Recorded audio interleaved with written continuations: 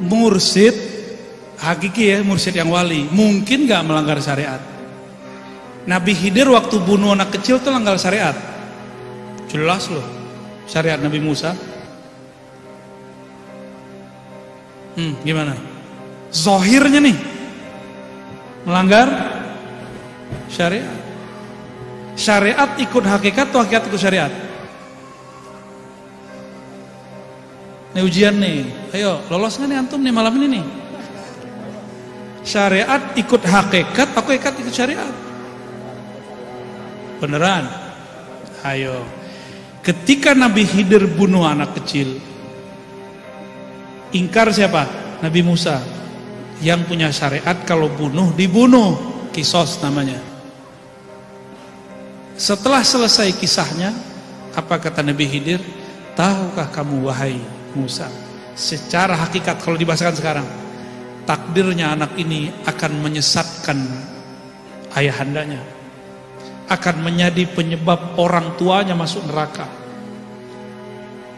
Maka saya diperintahkan, tapi nggak disebut siapa yang merintahin, untuk ngambil nyawa anak ini. Gimana? Syariat gimana jadinya? Maka tidak ada pertentangan syariat dan hakikat, nggak ada. Yang ada syariat mengikuti hukum hakikat, itu kaidahnya. Asy-syari'atu tabi'atun li hukmil haqa'iqi. Tuh kaidahnya. Al-haqiqun tabi'un lil zahir. Yang hakikatnya itu adalah dikembalikan kepada, artinya tetap mengikuti yang zahir. Gimana dengan kejadian yang terjadi misalnya pada zaman Nabi Musa dengan Nabi Khidir? Di saat Nabi Khidir membunuh anak, di saat Nabi Khidir merusak kapal seseorang, karena ada perintah dari Allah Subhanahu wa taala. Nah, apakah hukum yang terjadi pada zaman Nabi Musa dengan Nabi Khidir itu bisa mau diterapkan sekarang? Kita mengatakan bahwa awaz-zawahiru tabi'ah lil haqaiqi, yang zahir itu harus mengikuti kepada yang hakikat. Kayaknya repot ini. Ya mungkin pada zaman Nabi Musa dengan Nabi Khidir mungkin ya oke aja lah gitu ya. Pada zaman itu. Dan pada saat itu ya Nabi Musa setelah dijelaskan oleh Nabi Khidir faktor kenapa dia bunuh itu, ya Nabi Musa diam. Bahkan Nabi Musa ya minta untuk untuk diberikan uzur gitu ya, supaya tetap Nabi Musa mengikuti Nabi Khidir ya. Nah, tapi kalau zaman sekarang ini kita yang sudah menjadi umat Nabi besar Muhammad SAW, ya sesuai yang disampaikan oleh Rasulullah SAW tadi itu adalah yang dimenangkan oleh Rasulullah SAW itu adalah yang buktinya itu lebih jelas, lebih nyata. Intinya nahnu nahkumu bizzawahir wallahu yatawalla sarair. Kita itu adalah menghukum sesuai dengan zahirnya. Adapun yang sebenarnya itu diserahkan kepada Allah Subhanahu wa taala. Nah, oleh sebab itu sekarang orang tidak boleh itu.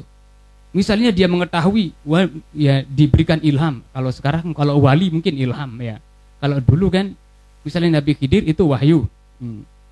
Wa ma fa'altu an amri zat. Ya, wa ma fa'altu an amri. Aku bukan melakukannya itu berdasarkan urusan aku. Artinya keinginanku itu adalah wahyu dari Allah Subhanahu wa taala. Nah, tapi kalau sekarang misalnya ada orang diberikan ilham, oh ini anak ini nanti akan begini, anak ini akan nakal, anak ini akan menjuruskan orang tuanya dan sebagainya. Apakah boleh kita bunuh karang anak ini? Karena berdasarkan hakikat atau yang sebenarnya yang diketahui.